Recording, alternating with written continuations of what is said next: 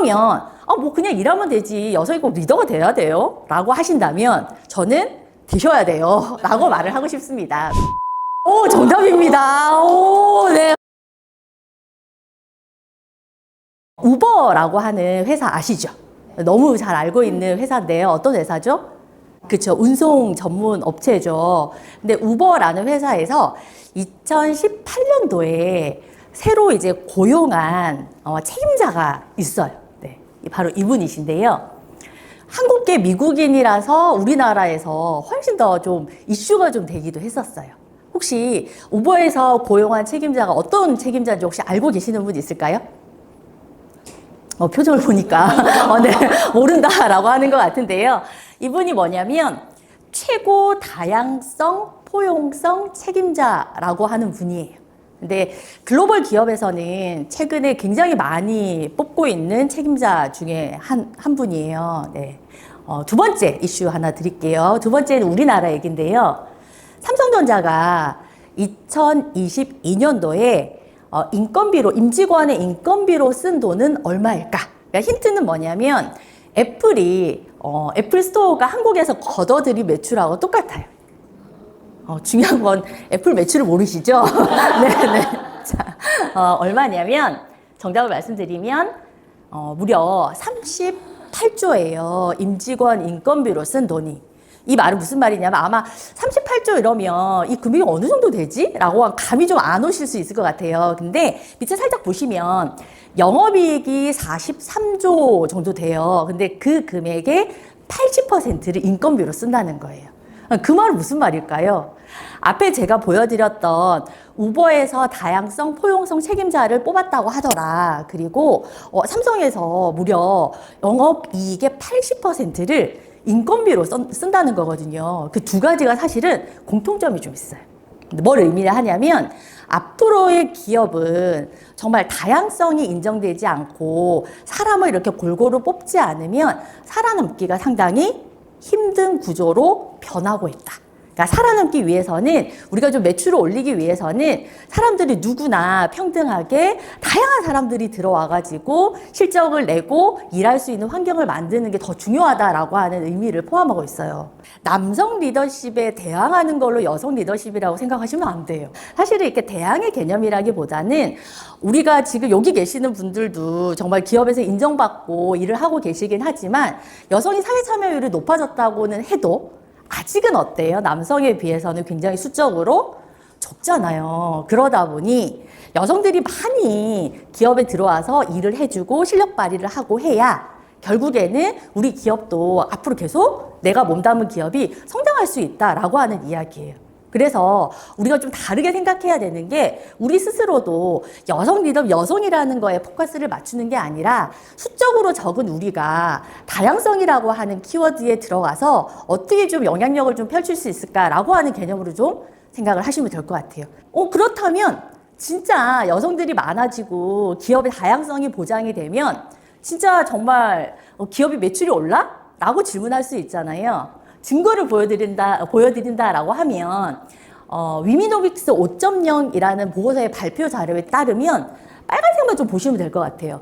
여성의 노동시장 참여율이 남성 수준으로 똑같잖아요. 그러면 잘 사는 나라가 돼요. 네. 우리가 지금은 사실 수적으로 보면 여성이 너무 적어요. 근데 여성이 남성하고 사실 똑같이 수적으로 같이 일한다라고 하면 진짜 잘 사는 나라가 된다라고 하는 보고서 내용이고요. 또 하나 이 보고서 내용에서 정말 눈에 딱 띄는 내용 중에 하나가 뭐냐면 여기 마지막에 한국은 일본과 만약에 정말 일하는 숫자가 거의 똑같아진다라고 하면 특히나 한국은요 일본보다도 훨씬 더 경쟁력이 있다라고 하는 게 보고서 내용이에요. 우리가 더 열심히 참여하는 것만으로도 우리나라가 더 잘 사는 나라를 만들 수 있다. 네. 또 두 번째 증거를 좀 보여드리면 맥켄지 보고서에 따르면 마찬가지로 똑같은 내용이에요. 인력의 다양성이 증가할수록 기업은 잘 될 수밖에 없다라고 하는 이야기를 하거든요. 특히 경영진의 숫자가 인력 다양성이 여성 남성이 좀 잘 이렇게 포진을 하면 당연히 매출이 높아질 수밖에 없어 라고 하는 결과는요 오늘 제가 몇 시간을 증거 대봐라고 하면 몇 시간을 제가 될 수 있을 정도로 자료가 너무너무 많아요. 그래서 여기 계시는 여러분들이 조금 책임감을 가지고 리더십을 좀 발휘하면 좋겠다라고 하는 말씀을 드리면서 한번 시작을 해보도록 하겠습니다. 그러면 뭐 그냥 일하면 되지 여성이 꼭 리더가 돼야 돼요? 라고 하신다면 저는 되셔야 돼요 라고 말을 하고 싶습니다. 왜냐하면 첫 번째는 건강한 조직이 돼요. 여성 리더가 많으면. 근데 두 번째는 뭐냐면 리더가 돼야 내가 처한 환경을 주도적으로 좀 바꿀 수가 있어요. 그러니까 첫 번째 이제 건강한 조직이 된다라고 하는 거는 어떤 거를 의미를 하냐. 사실 계속 우리가 수적으로 이런 게 좀 적잖아요. 그러면 계속 여성 리더라고 하는 글자를 달고 다녀요. 그럴 수밖에 없죠. 희귀하니까. 여성 리더가 많지 않은데 여성 리더가 나오면 여성 리더라고 하는 게 타이틀이 자꾸 붙을 수밖에 없어요. 뿐만 아니라 공공기관 같은 경우에는 정책 결정을 하잖아요. 근데 그 정책들이 국민의 삶이랑 굉장히 많이 연결되어 있죠. 그런데 이 연결되어 있는 국민의 삶하고 연결되어 있는 어떤 의사 결정을 함에 있어서 의사결정권자가 대부분 남성이다라고 하면 여성들의 의견이, 즉 다양한 의견이 사실은 반영되기가 좀 어려워요. 네, 그래서 더 건전하고 좀 조직이 된다라고 하는 의미인 거고, 두 번째는 우리가 환경을 바꾸려면 힘이 있어야 되잖아요. 힘이 있어 보세요. 상사가 밀어주고 후배들이 따라옵니다. 네, 힘이 있어야 지지도 받고 응원도 받을 수 있죠. 그러면 이런 말이 있는데요. 이분 이제 켄 블랜차드라고, 이분이 이제 리더십 분야에 굉장히 이제 유명하신 분이죠. 근데 이분이 한 말 중에 이런 말이 있어요. 마지막에 땡땡에 들어가는 단어가 뭔지 여러분이 한번 맞춰보세요. 진정한 리더십은 영향력이다. 네. 하지만 사람들이 현실에서 당신의 영향력을 받아들이는 이유는 당신이 뭘 가지고 있기 때문이다. 뭘 가지고 있기 때문일까요? 감성? 능력? 능력? 파워? 권력? 정답입니다. 네. 리더십이 영향력인데 사실 사람들이 날 따르는 이유는요, 내게 힘이 있기 때문이에요. 네. 힘이 있기 때문에 따르죠.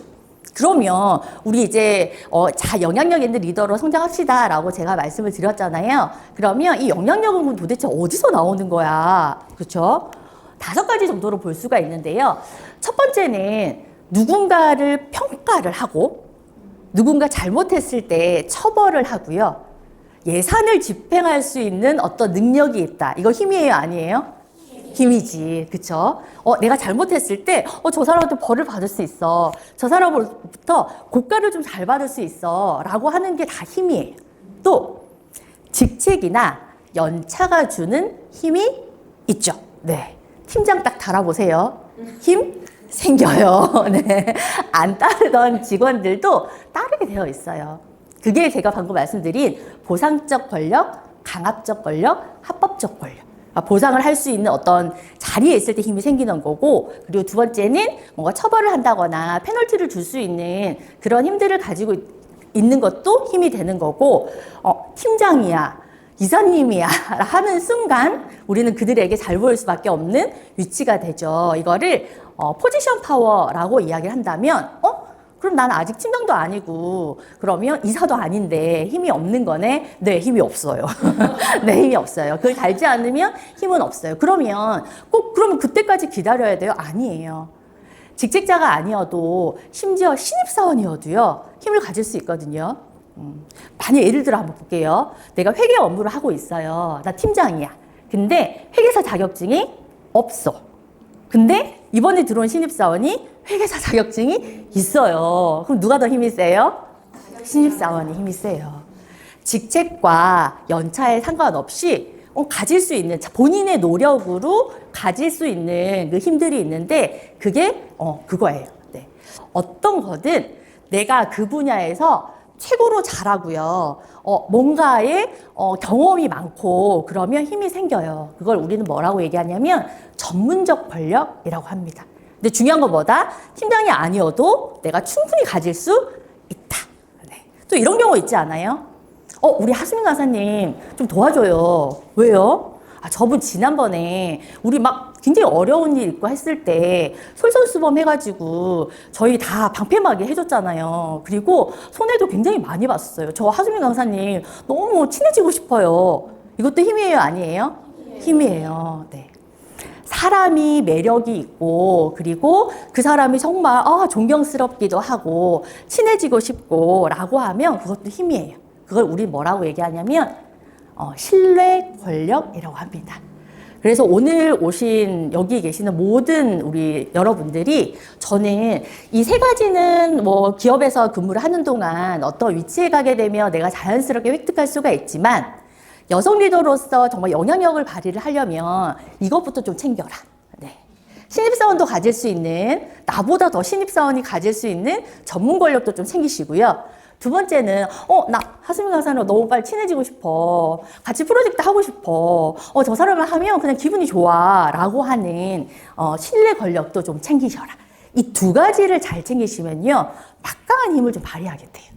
어떤 팀장의 위치에 가든 뭐 하든 그걸 떠나서 힘을 가질 수 있게 돼요. 그러면 첫 번째 전문적 권력에 대해서 한번 생각을 해보도록 하겠습니다. 여러분들은 지금까지 직장생활을 멋지게 정말 잘 하신 걸로 제가 들었는데요.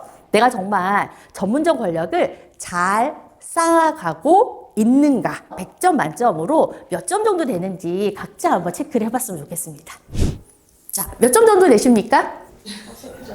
80점. 80점이시면 정말 잘하고 계시는 거거든요.